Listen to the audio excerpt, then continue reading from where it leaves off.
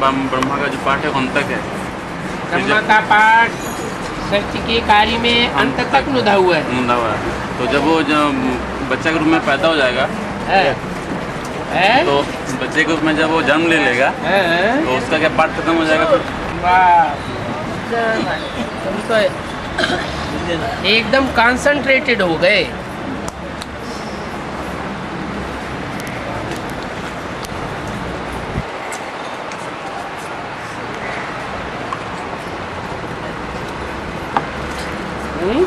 कौन सी आत्मा के ऊपर कंसंट्रेटेड हो गए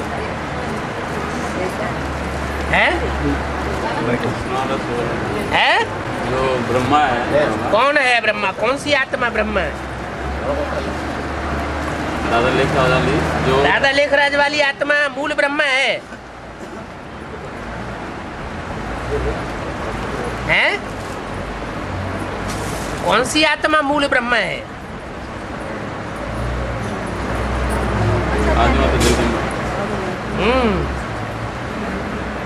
आदि माता जो जगदम्बा ब्रह्मा है, ब्रह्मा की सोल कृष्ण के रूप में जन्म ले लेती है।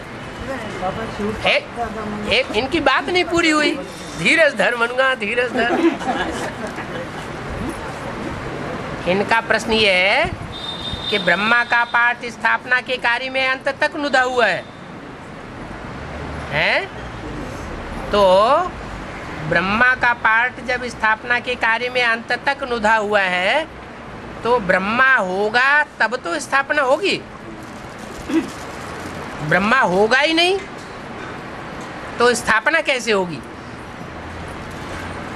तो ब्रह्मा ने शरीर छोड़ दिया 69 में, तो ब्रह्मा है या नहीं है 69 के बाद? ब्रह्मा है बाबा। वो बोले ना कि भूत मतलब शरीर छोड़ के भी कार्य कर रहा है। दुनिया मानेगी नहीं, अभी हम ब्राह्मणों में तो माना जा रहा है ना। कौन है? दादा लेखराज का सोल ब्राह्मणों में माना जा, लेकिन दुनिया को भी तो मनवाना है। हमारा मतलब है कि जब वो शरीर ले लेगा, बच्चे के रूप में जन्म ले लेगा, तब फिर बच्चे के रूप में ब्रह्मा ब्रह्मा जिसको तुम कहते हो वो ब्रह्मा है मूल रूप में? मूल रूप में नहीं हो तो फिर बीच वाले को क्यों पकड़ा ब्रह्मा के रूप में? मूल रूप में जो ब्रह्मा है वो तो रुद्रमाला का मणका है। जो रुद्रमाला का मणका है वो सृष्टि के जो मुख्य बीज हैं उन 2 बीजों में से एक है, और दोनों बीज अंत तक पार्ट बजाएंगे जब तक पूरी नई दुनिया की स्थापना नहीं हो जाती। 9,16,108। तो ब्रह्मा का पाठ स्थापना के कार्य में अंत तक नुदा हुआ है, बीच में समाप्त नहीं हो सकता। पूरी स्थापना होनी है सतयुग की। 9,16,108 की पूरी स्थापना होगी। जितनी जितनी स्थापना होती जाएगी उतना उतना विनाश भी होता जाएगा।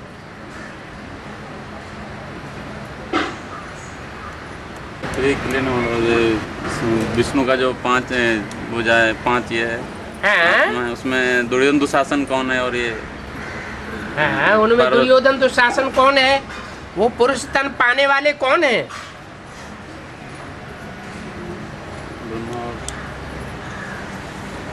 हैं? जो पुरुष तन पाने वाले हैं वो कौन है? बोलो बोलो, बोलते जाओ ना, धड़ाधड़ नहीं बोलते। दादा लेखराज और प्रजापति। एक तो दादा लेखराज दाढ़ी मूछ वाला, और दूसरा शंकर को भी दाढ़ी मूछ वाला भी दिखाते हैं और क्लीन शेव भी दिखाते हैं।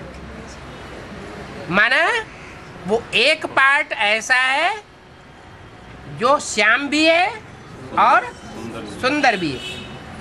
दादा लेखराज ब्रह्मा के लिए नहीं कहेंगे क्या श्याम और सुंदर, उनको क्या कहेंगे? शरीर छोड़ने तक भी उनको क्या कहेंगे? श्याम कहेंगे या सुंदर कहेंगे? बोलते कहीं नहीं। सुंदर। शरीर छोड़ने के बाद सुंदर हो गए, पढ़ाई पढ़ने की दरकार नहीं रही, अपनी दरकार है। तो फिर एडवांस तो ज्ञान था ही नहीं। मनन चिंतन मंथन का जो अमृत निकलता है वो तो निकला ही नहीं, और शरीर छोड़ दिया, तो उनको श्याम कहेंगे या सुंदर कहेंगे? ब्रह्मा कुमारियां कहती हैं दादा लेखराज के रूप में ब्रह्मा ने जो पार्ट बजाया वो है श्याम, और सतयुग में कृष्ण के रूप में जन्म लेगा तो होगा सुंदर। तो दो शरीरों को गायन है क्या? दो शरीरों का गायन है श्याम सुंदर, या एक शरीर का नाम है श्याम सुंदर?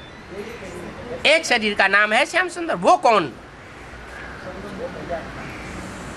प्रजापिता जो है, जब तक प्रजापिता है 500 करोड़ की सृष्टि का पिता है, जब तक 500 करोड़ की सृष्टि पावन नहीं बनती तब तक उनका पिता है प्रजापिता, और वो दाढ़ी मूछ वाला दिखाया जाएगा। कैसा? श्याम। मुरली में बोला ऐसा श्याम और ऐसा सुंदर और कोई धर्म में धर्म पिता नहीं होता। इतना श्याम काले ते काला और इतना सुंदर गोरे ते गोरा, पार्ट बजाने वाला और कोई नहीं हो सकता। भयंकर से भयंकर पार्ट और प्यार से प्यार भरा हुआ ऐसा पार्ट जिसमें सुख ही सुख भरा हुआ हो, सुखदाता के रूप में माना जाता है, प्यार का सागर के रूप में माना जाता है। किसको? भगवान को कहते हैं ना तू प्यार का सागर है, न कि मार का सागर है। मार के लिए धर्मराज को निमित्त बना दिया कि ये मार का पार्ट बजाए, वो मेरा राइट हैंड है, मैं धर्मराज नहीं हूं। कहीं बोला मैं धर्मराज हूं? मैं धर्मराज नहीं हूं। कौन धर्मराज है? मेरा राइट हैंड धर्मराज है। तो वो श्याम पार्ट भी बजाने वाला है और सुंदर पार्ट भी बजाने वाला है। तो दाढ़ी मूछ वाला कौन सा पार्ट हुआ? श्याम पार्ट हुआ। श्याम पार्ट मना क्लीन शेव नहीं बना, देवता नहीं बना, राक्षस है। क्योंकि जब तक राक्षसों का अंत नहीं होता है दुनिया में से, तब तक पाप में पाप बढ़ाने का रहम करने वाले की जरूरत है। बच्चे इतना पाप नहीं कर सकते, बच्चे तो बच्चे हैं। जितना बाप पाप का पार्ट बजा सकता है, पापों का बाप, वो सारी सृष्टि का बाप है ना, देवताओं का भी बाप है और राक्षसों का भी बाप है। तो इतने दुनिया में जो राक्षस फैले हुए हैं, ये सब बच्चे हैं ना, उन सब का बाप भी तो होना चाहिए जो उनको ठिकाने लगाए, सतो प्रधान बनाए। तो वो बाप का पार्ट भी है, इसलिए काले ते काला है। लेकिन किसके लिए काला है? हैं? कालों के लिए महाकाल है और गोरों के लिए महागोरा है।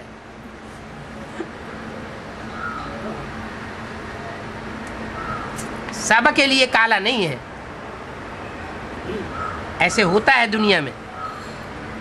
एक आत्मा, एक पार्ट बजाने वाली एक आत्मा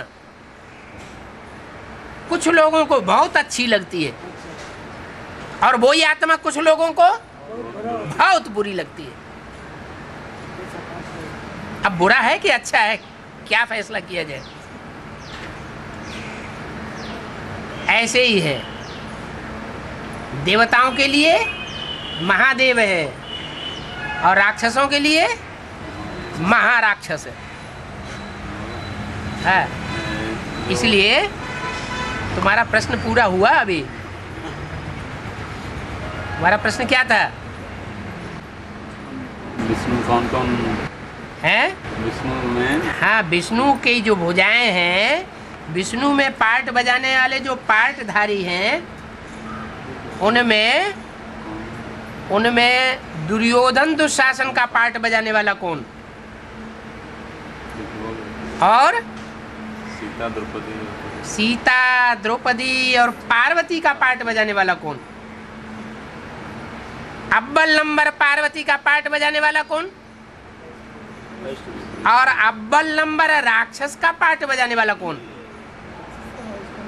है? वैष्णो देवी राक्षस का पार्ट बजाने वाली। भक्ति मार्ग में कहीं भी विष्णु को लड़ते नहीं, हाँ, खराब रूप में दिखाया ही नहीं गया है। विष्णु सदैव देवताओं को पक्ष देता है।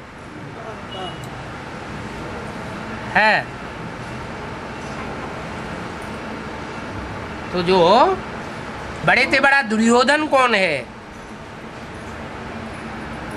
5 भुजाओं में, 5 भुजाएं नहीं कहेंगे, 4 भुजाएं और एक उनको चलाने वाला। तो चलाने वाला तो बाईं ओर की भुजाओं को भी चलाने वाला है और दाईं ओर की भुजाओं को भी चलाने वाला है। वो तो दोनों का बाप हो गया, उसकी तो बात ही निकल गई।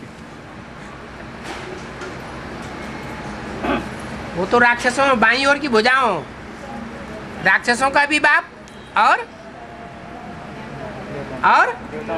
देवताओं का भी बाप। वो तो एक्स्ट्रा ऑर्डिनरी हो गया। अब रह गई 4 भुजाएं। 4 भुजाओं में दुर्योधन दुशासन अव्वल नंबर का कौन? और अव्वल नंबर की पार्वती कौन? द्रौपदी कौन? सीता कौन? 2 सीताएं दिखाई गई रामायण में। एक सीता से कहा, ओरिजिनल सीता से कहा, तुम पावक में करो निवासा, जब लगी करो निशाचर नासा। तुम पावक माना योगाग्नि, तुम योगाग्नि में निवास करो, तब तक मैं निशाचरों का नाश करता हूं। तो उसको तो योग में बैठा दिया, योगाग्नि में। कौन से सन में बैठा दिया है? अरे कभी शूटिंग पीरियड में बैठाया होगा ना। कुछ बातें प्रैक्टिकल हैं न कि ऐसे ही झूठी बातें हैं। हाँ, 76 से पहले ही बैठा दिया। तुम योगाग्नि में निवास करो, तब तक मैं इन निशाचरों का नाश करता हूं। तो एक सीता तो वो हो गई, अव्वल नंबर सीता। और दूसरी सीता सोने की मूर्ति बना के रख दी। कहते हैं पंच तत्वों की मूर्ति। क्या? पंच तत्वों की मूर्ति बना करके रख दी। और उस मूर्ति को रावण उठा ले गया। प्रैक्टिकल बातें हैं या झूठी बातें हैं? प्रैक्टिकल बातें हैं। एक कैसेट भी चली है, सीता रावण की जेल में। क्या एडवांस में एक कैसेट चली है, सीता इस समय कहाँ है, किसके अंडर में है? सीता रावण की जेल में है। तो कौन सी सीता रावण की जेल में है? अव्वल नंबर या दूसरे नंबर की? दूसरे नंबर की सीता रावण की जेल में। हाँ, तो बात हो रही थी भुजाओं की। वो लेफ्टिस्ट भुजाएं कौन? जो दुर्योधन दुशासन का पार्ट बजाती हैं। और राइटियस भुजाएं कौन? जो राइटियस काम ही करती हैं, लेफ्टिस्ट काम नहीं करती।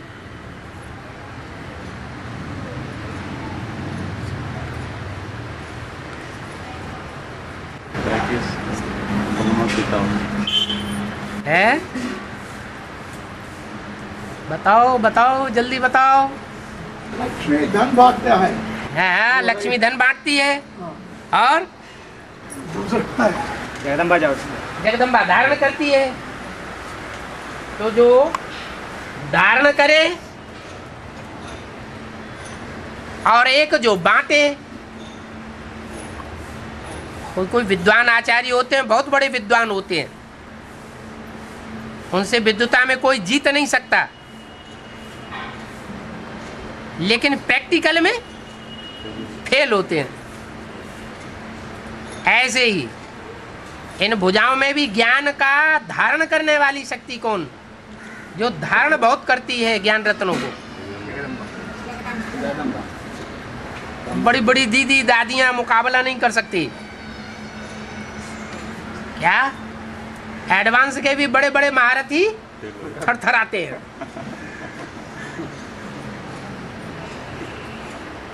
और प्रैक्टिकल में बाप की सहयोगी कितना बन पाती, नई दुनिया स्थापन करने में, नई दुनिया की यूनिटी बनाने में कितना सहयोगी बनती है। सहयोगी बनती है या विरोधी बनती है? है? बाप की सहयोगी बनती है या माया रावण की सहयोगी बनती है? है? अरे रावण के कितने मुख? 10 मुख। 5 मुख माया के, रावण के पुरुष मुख, और 5 मुख स्त्री मुख। उनमें मंदोदरी किनको कहा गया? मंद उदर, पेट वाली, मंद बुद्धि। कौन से सिर हैं? काम क्रोध लोभ मोह अहंकार या पृथ्वी जलवायु अग्नि आकाश? पृथ्वी जलवायु अग्नि आकाश ये जड़त्व हैं।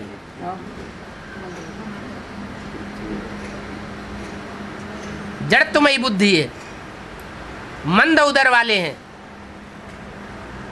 मुरली में वाला, मेरे साथ रहने वाले बच्चे मेरे को नहीं पहचान पाते। जिन्होंने सबसे ज्यादा साथ निभाया,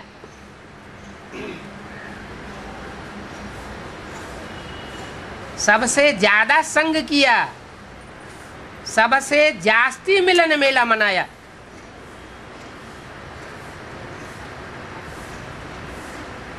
क्या? चाहे विजयमाला हो और चाहे रुद्रमाला हो, इतना मिलन मेला और किसी ने नहीं मनाया। कितना साथ किया होगा, कितना संग किया होगा। ऐसे मेरे साथ रहने वाले भी मेरे को नहीं पहचान पाते, तो उन्हें मंद बुद्धि कहें या तीव्र बुद्धि कहें? हो गई ना मंद बुद्धि, मंदोदरी। आखिरी रावण का ही साथ दिया ना, राम का तो साथ नहीं दिया ना। और अव्यक्त वाणी में अभी बोल भी दिया। क्या बोला?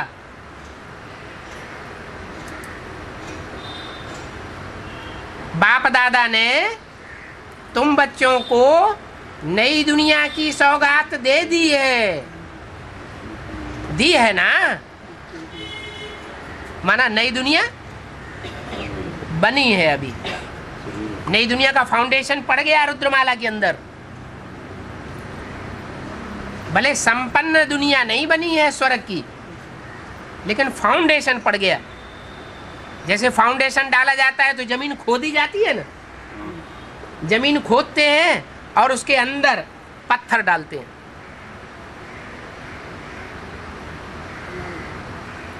तो जो फाउंडेशन में पत्थर या ईंटें डाली जाती हैं वो दिखाई पड़ती हैं? नहीं दिखाई पड़ती। ऐसे ही अभी भी चाहे रुद्रमाला हो, एडवांस पार्टी हो, और चाहे विजयमाला हो या बेसिक पार्टी हो, कोई को भी वो फाउंडेशन नई दुनिया का दिखाई नहीं। नहीं पड़ रहा है। अष्ट देवों से तो बात ही की है कि नई दुनिया की सौगात तुम बच्चों को दी है ना, उसमें आना जाना करते हो ना, तो वो यूनिटी किसने बनाई? रावण की जेल में रहने वाली सीता ने बनाई या बनाने वाले कोई और हैं? नई दुनिया की यूनिटी प्योरिटी के आधार पर किसने बनाई होगी? अव्वल नंबर सीता है, दिखाई पड़ रही है कहीं है? हाँ, फिर ऐसे ही बोल दिया। अभी विजयमाला की शुरुआत हो गई। नहीं। फिर तो विजयमाला के लिए बताया कि विजयमाला की हेड वैष्णो देवी तब प्रत्यक्ष होगी तीसरी मूर्ति जब 3.5-4 साल पूरे हो जाए, अंतराल का पीरियड। जैसे पहली मूर्ति ब्रह्मा, उसको प्रत्यक्ष होने के लिए 14-15 साल लगे, तब 51 में आकर के ब्रह्मा कुमारी विद्यालय नाम पड़ा, उससे पहले नहीं। ऐसे ही दूसरी मूर्ति कितने साल लगे? 7-8 साल लगे, तब 77 में संपूर्णता वर्ष हुआ।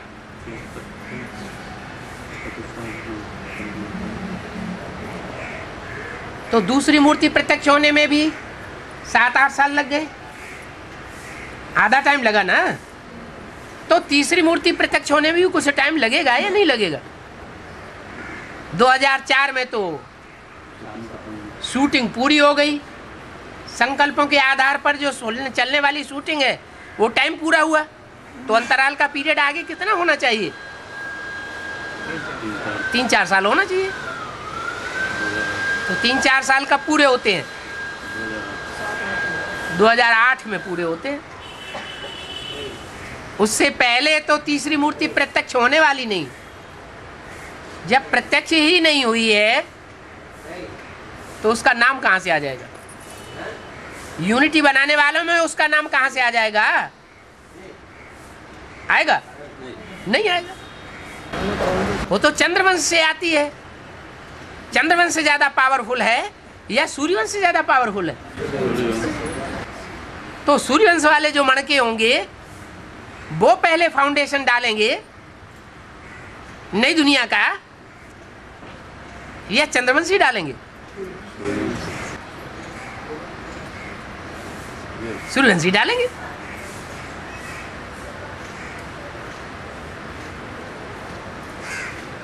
तो नई दुनिया की यूनिटी बनाने में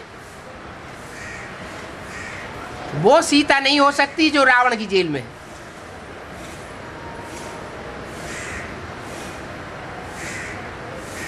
जो खुद ही परपुरुष के अधीन है, उसकी बुद्धि में बैठा हुआ है गीता का भगवान कृष्ण। कृष्ण की गीता से दुनिया नरक बनती है और शिव की गीता से दुनिया स्वर्ग बनती है।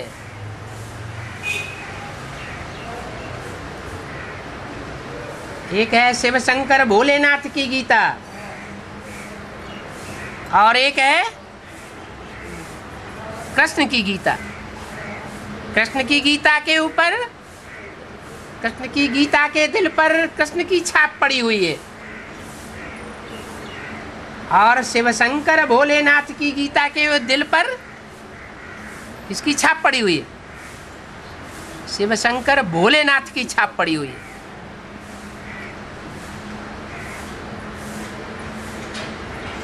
तो दिल की बात दिखाई नहीं पड़ती है किसी को। दिखाई पड़ती है क्या है? दिल के अंदर क्या है कौन जाने? गुड़ जाने, गुड़ की गोथरी जाने।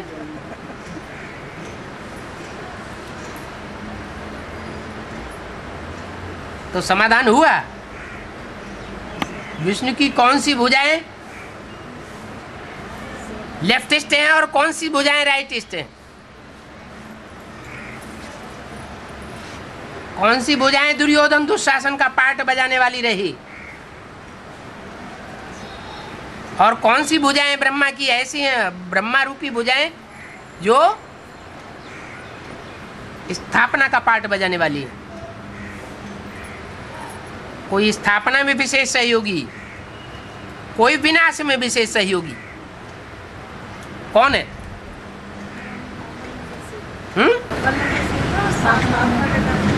स्थापना में कौन विशेष सहयोगी? वैष्णो देवी। और विनाश में जगदम्बा। तो पुरुष तन कौन सा हुआ? पुरुष के रूप में पार्ट बजाने वाली आत्मा रूपी भुजा कौन सी हुई? भुजा माने सहयोगी। फैसला करो, बात का जवाब दो पहले, उसके बाद अगली बात। और एक बात बाद में, जो इन्होंने बात कही वो समझ में आ गई है? नहीं आ गई? ये बीच में छोड़ देना है। हाँ बोलो। दो हुआ ना, दो तो हो गया। कौन कौन दो? एक अव्वल नंबर सीता और जगदम्बा, एक स्थापना कार्य, एक और विनाश कार्य। नंबर 2 का माल कौन? नंबर 1 का माल कौन है? नंबर 2 अच्छा होता है, नंबर 1 अच्छा होता है? नंबर 1 अच्छा माना जाता है, नंबर 2 का डुप्लीकेट माना जाता है। हाँ, यज्ञ के आदि में भी डुप्लीकेट स्वर्ग स्थापन हुआ था, जिसकी यादगार अजमेर में दिखाई जाती है। दिखाई जाती है नहीं दिखाई जाती है? दिखाई जाती है ना। वहाँ पूजा नहीं होती है ब्रह्मा की, मूर्तियाँ रखी हुई हैं लेकिन पूजा नहीं है। वहाँ के जो रहने वाले हैं देखने के लिए जाते हैं। हाँ, दूसरे लोग सिर्फ देखने लिए जाते हैं, दर्शन करने, लेकिन जो दूसरे जो वहाँ रहने वाले हैं पंडे पुजारी, वो ही उनकी पूजा करते हैं। जैसे माउंट आबू में रहने वाले हैं, जो भी रहने वाले हैं वो ही उसकी पूजा करते हैं, ट्रांसलाइट के चित्र की। जो रहने वाले नहीं हैं वो उसकी पूजा भी नहीं करते। हाँ तो बताओ, कौन सी दो भुजाएं दुर्योधन दुशासन के रूप में, जो भुजा माने आत्मा सहयोगी, कौन सी दो भुजा रूपी आत्माएं हैं जो दुर्योधन दुशासन के रूप में पार्ट बजाती हैं? और कौन सी दो भुजाएं हैं जो सीता और पार्वती के रूप में पार्ट बजाती है? किस रूप में? लो, सीता ही बोल रही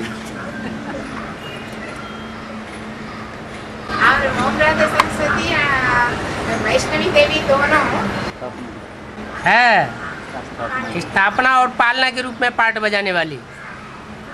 ओम राधे स्थापना के रूप में और वैष्णवी देवी पालना के रूप में पार्ट बजाने वाली। हाँ जी, प्रश्न क्लियर हो गया? ये तो दो है ना। दुर्योधन दुशासन कौन सी आत्मा है? और सीता द्रौपदी कौन? बोलो तो, समझ में आया तो बोलो। सीता द्रौपदी ओम राधे और प्रसन्न चित्ती बने रहोगे क्या? प्रसन्न चित्त भी तो हो। अरे जवाब मिल जाता है तो खुश हो जाती ना आत्मा। हाँ तो बताओ कौन कौन क्या क्या है? एक वैष्णवी और ओम राधे, स्थापना कार्य और पालना कार्य। हाँ, और विनाश कार्य में दो आत्मा। कचवाए रहे बोलने में। जगदम्बा और दादा के हैं? जगदम्बा है, तुम्हारी लेफ्ट से बोल ज़्यादा तीखी है। शिव बाप दादा मना हैं? शिव बाप दादा मना हाँ, चैतन्य शिवालय मना बात एक ही है ना बाबा। शिव बाप शिव बाप दादा मना और चैतन्य शिवालय। शिव बाप दादा मना चैतन्य शिवालय मना बात एक ही है ना बाबा। ये क्या पूछ रहे हैं, समझ में आया? हाँ, बोल रहे हो कि शिव बाप, हाँ। बाप दादा और चैतन्य शिवालय दोनों एक ही है क्या? चैतन्य शिवालय शिव बाप दादा दोनों एक है ना। शिव बाप शिव बाप दादा और चैतन्य शिवालय दोनों एक ही है क्या? चैतन्य शिवालय। नहीं, जब शिव नाम जोड़ देते हैं तो बाप साबित ही हो जाता है। शिव कहेंगे तो बाप है ही है। और दादा किसके लिए बोल दिया?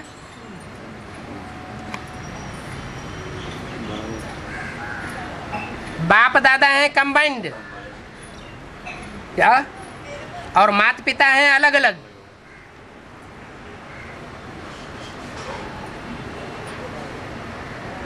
हाँ, तो पूछ के आ रहे हैं शिव बाप दादा।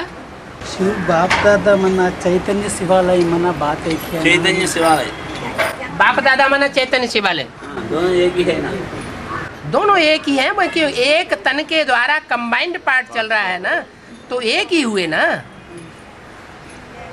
जो अर्धनारीश्वर का रूप दिखाया जाता है उसे एक कहेंगे या दो कहेंगे? एक ही कहेंगे। हाँ, कल्पांत संगम युगी प्रजापिता ब्रह्म मना पतित पावना सीताराम मना बात एक ही है ना। कल्पांत संगम युगी प्रजापिता ब्रह्म मना पतित पावना सीताराम मना बात एक ही है। कौन करी ब्रह्मा? कल्पांत संगम युगी प्रजापिता ब्रह्म। आप तेलुगु में बोलिए। बाबा ये बोल रहे हैं ना हिंदी में, ये हिंदी आपकी ये सही नहीं है हिंदी। वही बोल रहे हैं कि संगम योगी प्रजापिता कल्पांत करी प्रजापिता ब्रह्मा प्रजापिता ब्रह्म मना पतित पावना सीताराम मना बात एक ही है। बात एक ही आई ना। प्रजापिता ब्रह्मा और सीताराम बोल रहे हैं, दोनों एक ही है क्या? प्रजापिता ब्रह्मा जो संगम युग का वो है जो 5 ब्रह्मा में से बाप का पार्ट बजाता है, जो बीच वाला है। फिर पतित पावन जब पतित पावन कहा जाता है, पतितों को पावन बनाने वाला, तो सीता का नाम आगे है क्या, और राम का नाम पीछे है। पीछे क्यों? रुद्रमाला आगे या रुद्रमाला पीछे? रुद्रमाला आगे होना चाहिए या पीछे होना चाहिए? शिव की माला है रुद्रमाला, और विष्णु की माला है विष्णु वाला। कौन सी ऊंची? रुद्रमाला ऊंची, और रुद्रमाला में राम है। रुद्रमाला में राम है, और विजयमाला में अव्वल नंबर सीता है। तो सीता का नाम पहले होना चाहिए या राम का नाम पहले होना चाहिए? है क्यों? हाँ, राम की आत्मा जो पार्ट बजाती है वो विदेशी बाप का पार्ट बजाती है। बाप इस समय क्या बन के आया हुआ है? विदेशी बन करके आया हुआ है। अगर विदेशी बन करके ना आवे तो सबसे मिल भी नहीं सकता। इसलिए बाप है विदेशी और माता है स्वदेशी। इसलिए अव्यक्त वाणी में पहली में बोला है, भारत माता शिव शक्ति अवतार अंत का यही नारा है। बाप सिर्फ नर मनुष्य में ही क्यों आते हैं? अन्य सवाल ये है, पतित पावन सीताराम में सीता का नाम पहले क्यों? प्योरिटी। हाँ, जब तक प्योरिटी नहीं है तब तक पतित पावन राम भी नहीं बन सकता, और राम की आत्मा तब तक पतित से पावन नहीं बन सकती जब तक उसको समान सहयोगी पुरुषार्थ ही नहीं मिलता। क्या? हाँ, जो प्रवृत्ति मार्ग बनाने वाला साथी होना चाहिए वो समान पुरुषार्थी होना चाहिए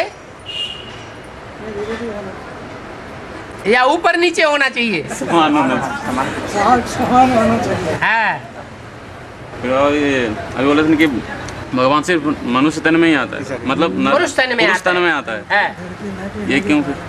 वही बोलो। बुद्धि ज्यादा तीक्ष्ण पुरुष तन में होती है या स्त्री चोले में होती है? स्त्री कितनी भी तीक्ष्ण बुद्धि वाली हो,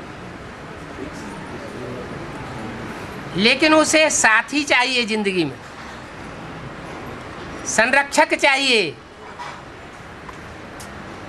इस दुनिया में।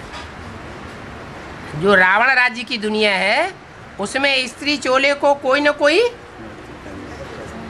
छत्र छाया चाहिए, पति माना पाती, रक्षा करने वाला चाहिए, इसलिए अधूरी है। अगर वही आत्मा दोबारा दूसरी जन्म में स्त्री चोला में भी प्रवेश करता है, वही आत्मा, कौन आत्मा? मतलब आत्मा पुरुष चोला में भी प्रवेश कर सकते हैं और स्त्री चोला में प्रवेश कर सकते हैं। संगम युग की बात करो। बाबा जब ये इनकी बातें ने कुछ अंदर है, वो तो बाहर आने दो। क्लियर हो गया हैं? क्लियर हो गया? अरे औरों को भी तो क्लियर होने दो, तुमने अंदर ही अंदर घुटोटा लिया। माना वो चोला का असर पड़ता है वो।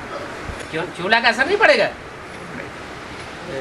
संग का रंग चोले के द्वारा लगता है या आत्मा का डायरेक्ट संग का रंग लगता है? चोले के साथ लगता है बाबा। हाँ। ये जो एक बोला वन की जैसे जैसे 18 के बाद आत्माएं बर्फ में दबेगी, तो इसका बेहद में क्या अर्थ है? स्थूल 18 के बाद बर्फ में दबेगी, मतलब कंचन क्या है, बर्फ में दबने के बाद होगी। हाँ वो तो ठीक है। हाँ, तो इसका बेहद में क्या अर्थ? वेद में अर्थ क्या है? यहाँ जिन्होंने अपने संकल्पों रूपी खून को जाम कर लिया है पुरुषार्थी जीवन में, उनमें उनको अपना खून जाम करने की दरकार नहीं है बर्फ के अंदर।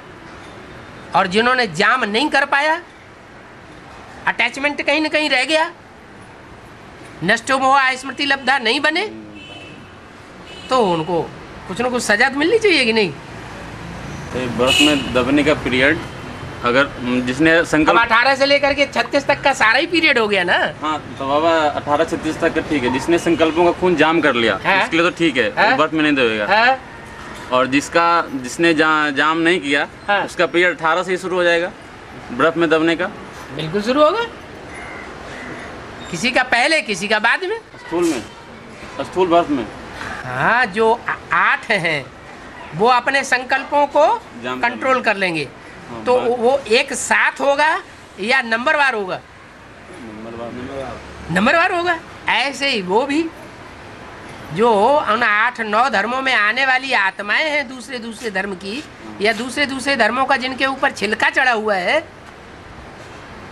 वो सारी आत्माएं 8 कम 4.5 लाख, वो भी नंबरवार हैं। उनका टाइम अपना अपना नुदा हुआ है। 18 के बाद ही 18 के बाद उनका अपना अपना नंबर है, अपना अपना टाइम है। और हाँ, मिनिमम को संगठन जाने पर दोनों योगदान जा सकता है। गीता पाठशाला छोड़ करके मिनिमम संगठन के लिए। हाँ, मिनी मधुबन बिलगुड़ में है ना। हाँ, हम दोनों योगदान एक बार जा सकता है, तो एक ही जा सकते हैं ना। किसने मना किया ना? ये प्रश्न क्यों पैदा हुआ? गीता पाठशाला मनाने के लिए एक ही रहना चाहिए। किसी को निमित्त बना के बैठा दो, कोई भी माता को निमित्त बना के बैठा दो घर में। युगल में भी ज्ञान में रहने तो नहीं रहने। मान लो माता चली गई, माता मिनी मधुबन चली गई जो यज्ञ की निमित्त माता है, और पुरुष सब दुर्योधन दुशासन है, वो गीता पाठशाला में बैठे रहे, घर उन्हीं का है, और माताएं कन्याएं आ रही है, और उन्होंने कहीं दुर्योधन तो शासन पना दिखाना शुरू कर दिया, तब है तब क्या करेंगे? जिम्मेवार कौन होगा? कौन जिम्मेवार होगा? है बोलो। नहीं, कुछ नहीं बोलेंगे, समझ आ गया? अच्छा ठीक बाबा। वार्तालाप 79 में है, वार्तालाप नंबर 79 में कि जिस आत्मा में 1936 में शिव प्रवेश करता है, जिस पुरुष में, जिस तन में 1936 में शिव प्रवेश करता है, उसी आत्मा में सन 76 में प्रवेश करता है, बाप के रूप में और टीचर के रूप में। तो उससे 76 में क्यों प्रवेश करता है? उससे पहले ही तो प्रवेशता हो जाता है उससे। पहले प्रवेश हो जाता है, वो सिर्फ होता है भक्ति मार्ग का फाउंडेशन का निमित्त बनाने के लिए। यज्ञ के आदि में ज्ञान संपूर्ण था या अपूर्ण था? ज्ञानी और भक्त, ज्ञान और भक्ति, इन दोनों में स्त्री कौन है और पुरुष कौन है? भक्ति स्त्री है और ज्ञान पुरुष है। तो यज्ञ के आदि में संपूर्ण ज्ञान था या अधूरा ज्ञान था? तो अधूरे ज्ञान को भक्ति कहेंगे या पुरुष कहेंगे? बोला मुरली में ऐसे ऐसे ऐसे बच्चे थे, छोड़कर चले गए, कोई बात में अनिश्चय आ गया, पहले इतना ज्ञान नहीं था तो टूट पड़े। तो संपूर्ण ज्ञान नहीं था ना, काय का फाउंडेशन हुआ? भक्ति का फाउंडेशन हुआ। भले शुरुआत यज्ञ माता के द्वारा हुई, सुनने सुनाने की, समझने समझाने का फाउंडेशन यज्ञ पिता के द्वारा पड़ा, लेकिन संपूर्ण ज्ञान नहीं था। उसी का सेम मतलब 69 के बाद होता है। इसलिए 76 में वो संपूर्ण बनाने के लिए फिर से प्रवेश होना पड़ता है। आदि में स्थापना के साथ साथ यज्ञ कुंड से विनाश ज्वाला प्रज्वलित हुई, स्थापना भी शुरू हुई, विनाश भी शुरू हुआ और पालना भी थोड़ी थोड़ी चलती रही, लेकिन संपन्न तीनों में से कोई नहीं हुआ। अब संपन्नता की बाजी है।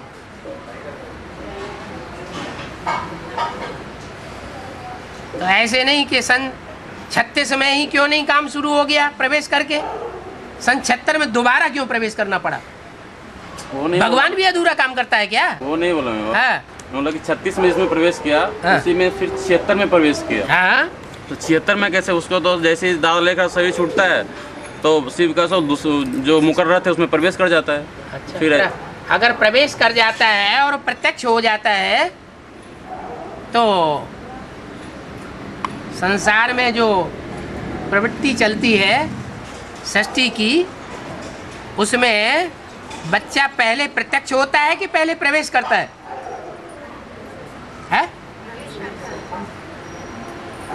गर्भ में बच्चा पहले प्रवेश करता है कि पहले प्रत्यक्ष हो जाता है, जन्म ले जाता है? प्रवेश करता है।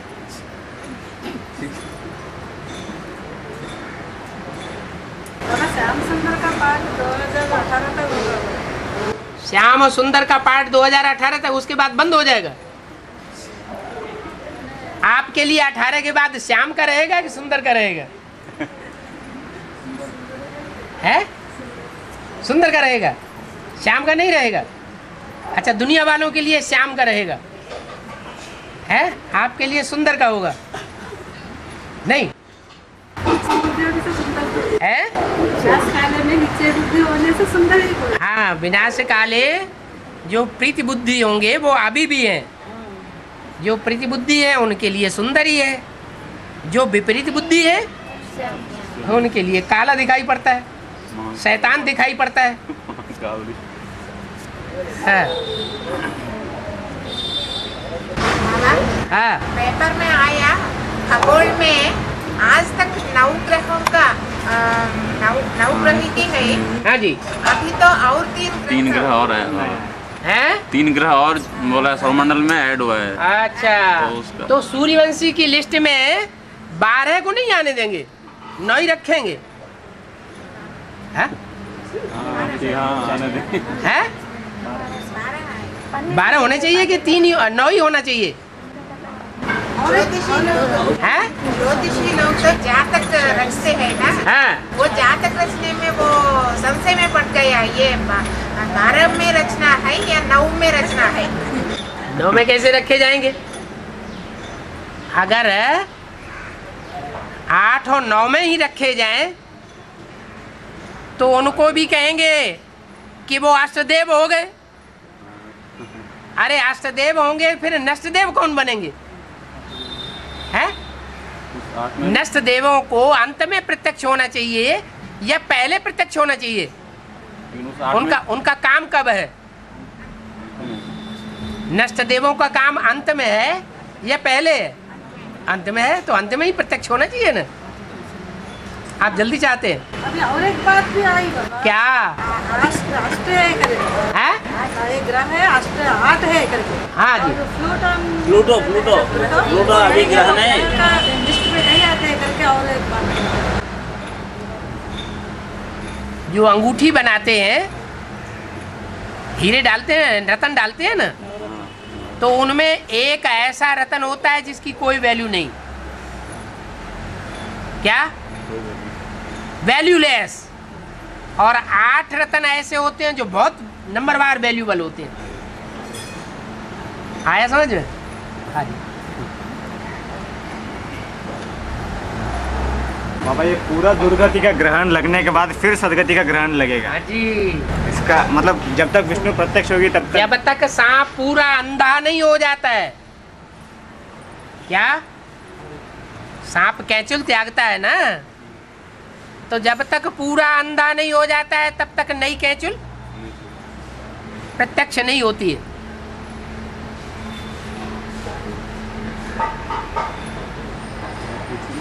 और पूरी दुर्गति होने के बाद पूरी सदगति का शुरुआत होती है।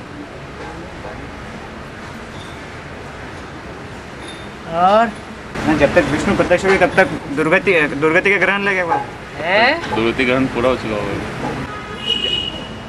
विष्णु प्रत्यक्ष हो जाएगा तो दुर्गति रहेगी नहीं, मतलब सदगति शुरू। हाँ, सदगति की शुरुआत।